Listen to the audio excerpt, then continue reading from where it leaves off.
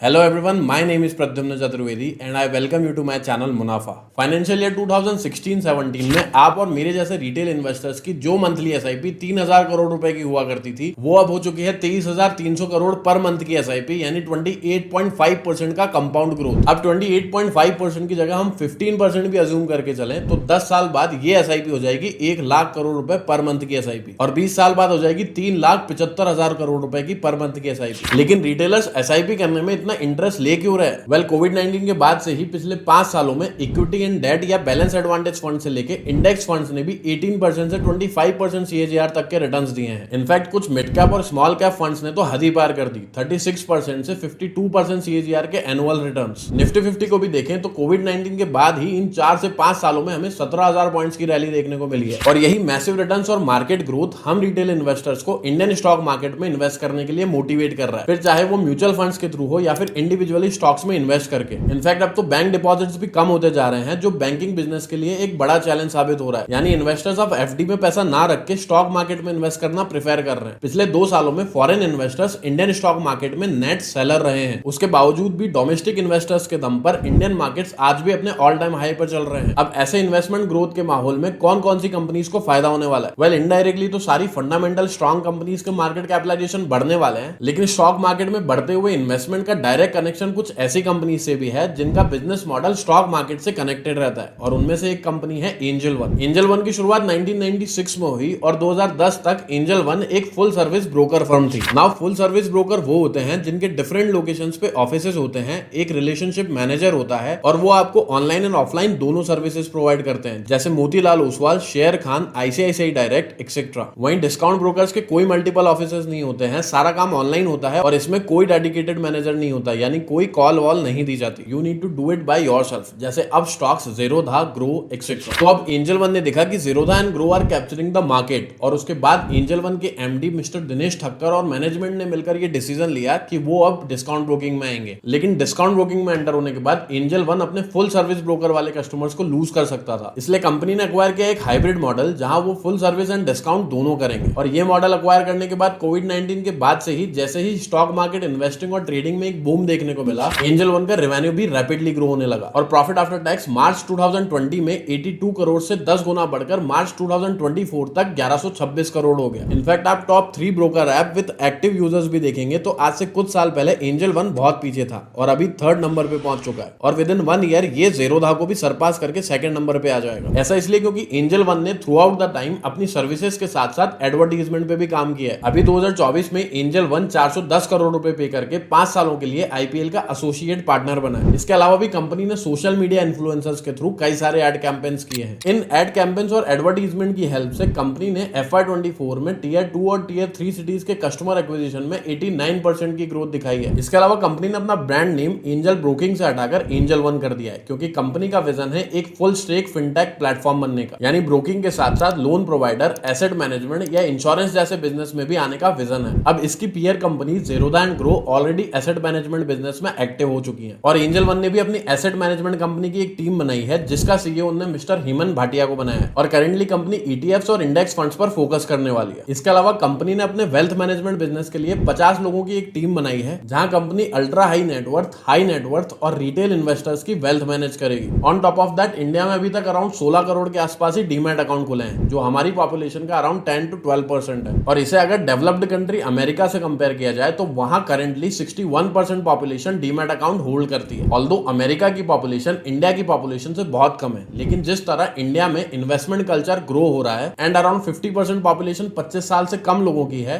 आगे जाकर वो भी इन्वेस्टर्स एंड ट्रेडर्स बनेंगे, जिससे डीमैट अकाउंट ओपनिंग नंबर्स बहुत रैपिडली ग्रो करेंगे, जिसका सीधा फायदा एंजल वन जैसी कंपनीज को भी होगा। कंपनी की नंबर्स देखें तो कंपनी की 5 सालों की कंपाउंडेड सेल्स ग्रोथ है 41% की। इसके अलावा प्रॉफिट ग्रोथ की बात की जाए तो 5 साल की कंपाउंडेड प्रॉफिट ग्रोथ है 70% विच इज मैसिव, और 3 साल की प्रॉफिट ग्रोथ है 55% की, और ट्रेलिंग 12 मंथ्स का प्रॉफिट ग्रोथ कम हुआ है, उसका रीजन हम आगे जानेंगे। नाउ सेल्स और प्रॉफिट हाई होने पर या फिर कंपनी का फ्यूचर आउटलुक सॉलिड होने के बावजूद भी एंजल वन का शेयर अपने ऑल टाइम हाई से 34% नीचे क्यों ट्रेड कर रहा है? वेल, इसके 3 मेन रीजन है। सबसे पहला रीजन है प्रॉफिट मार्जिन, जो ऑन एन एवरेज 40% होता था, लेकिन इस क्वार्टर में सिर्फ 33% रह गया, क्योंकि एंजल वन ने आईपीएल स्पॉन्सरशिप के लिए 410 करोड़ रुपए पे किए हैं, जिससे कंपनी का प्रॉफिट मार्जिन श्रिंक हुआ है। लेकिन इस मार्केटिंग का पॉजिटिव इफेक्ट आने वाले वाले टाइम में कस्टमर एक्विजिशन और रेवेन्यू पर जरूर देखने को मिलेगा। इसके अलावा सेबी का एक मैंडेट आया है कि 1 अक्टूबर 2024 से सारे एक्सचेंजेस को अपने ब्रोकर से स्लैब वाइज फीस स्ट्रक्चर को डिसकंटिन्यू करके सबसे सेम ट्रांजैक्शन फी चार्ज करनी पड़ेगी। इसका मतलब है कि जितने भी डिपॉजिटरीज या एक्सचेंजेस हैं जैसे एनएसई, वो अपने ब्रोकर से slab wise transaction fee charge करते थे, यानी जो ब्रोकर ज्यादा वॉल्यूम लेके आता है उसे एक्स्ट्रा डिस्काउंट मिलता था। फॉर एग्जांपल, जब भी आप मार्केट में 1 लाख रुपए का ट्रांजैक्शन करते हो तो आपको 3.35 रुपीज की ट्रांजैक्शन फी पे करनी पड़ती है। अब आपको तो 3.35 रुपीज ही पे करना पड़ेगा, लेकिन ये ब्रोकर्स जैसे एंजल वन इन एक्सचेंजेस को अगर ज्यादा वॉल्यूम लाके देते हैं तो एक्सचेंज इनसे 3.35 रुपीज की जगह 2.5 रुपीज या 2.75 रुपीज ही चार्ज करते थे, यानी इन्हें डिस्काउंट देते थे। और जो भी पैसा बचता था वो इन ब्रोकर्स के लिए as a rebate income count होता था। और एंजल वन के लिए FY24 में ये रिबेट इनकम थी 350 करोड़ की, यानी टोटल रेवेन्यू का अराउंड 8 to 10%। लेकिन अब ये स्लैब वाइज इनकम बंद कर दी जाएगी, जिससे ये रिबेट इनकम 10 गुना तक कम हो सकती है। लेकिन इसके लिए कंपनी के एमडी ने कहा है कि हम इस रूल के इंपैक्ट को कुछ फ्री प्रोडक्ट्स एंड एरियाज पर चार्ज करके सेट ऑफ करेंगे, जैसे जीरो ब्रोकरेज फी को खत्म करके। और तीसरा मेन रीजन है कि एनएसई क्लियरिंग हाउस ने 1010 स्टॉक्स की एक लिस्ट निकाली है जो कोलैटरल के लिए एलिजिबल नहीं है, यानी जिन्हें गिरवी रख के लोन नहीं लिया जा सकता। अब ऐसे में एंजल वन या किसी भी ब्रोकर का जो लेंडिंग बिजनेस है, जहां वो शेयर्स गिरवी रखकर लोन प्रोवाइड करते थे, उस पर एक नेगेटिव इफेक्ट पड़ेगा। इसके अलावा प्रमोटर्स ने अपनी शेयर होल्डिंग इस क्वार्टर में 2.5% से ज्यादा रिड्यूस की है और throughout the time reduce ही करते जा रहे हैं। एफआईआई ने भी अपनी शेयर होल्डिंग इस क्वार्टर में कम की है, लेकिन इन दोनों से ये स्टेक खरीदा है म्यूचुअल फंड्स ने, जहां Nippon life India and Motilal flexi cap fund ने अपना स्टेक इंक्रीज किया है। टेक्निकली देखें तो एंजल वन के वीकली चार्ट में इस वीक एक फॉलिंग वेज पैटर्न का ब्रेकआउट हुआ है, और वो भी हाई वॉल्यूम्स के साथ। अब अगर ये इस लेवल पर थोड़ा सा सस्टेन करके इस हाई को ब्रेक करता है तो हमें 10 से 15% तक की रैली और देखने को मिल सकती है। आप इस कंपनी में इन्वेस्ट करने वाले हैं या नहीं, मुझे कमेंट करके जरूर बताना, और मेरे टेलीग्राम चैनल को जरूर ज्वाइन करना, जहां हर हफ्ते मैं आपकी पसंद का एक स्टॉक एनालाइज करने वाला हूं, और 1000 मेंबर्स होने के बाद हर हफ्ते आपसे लाइव इंटरेक्ट भी करने वाला हूं। टेलीग्राम की लिंक मैंने डिस्क्रिप्शन में दे दी है। अगर आपको एनालिसिस पसंद आया है तो इस चैनल को सब्सक्राइब कर लें and also hit the bell icon to stay updated. I will see you in the next one.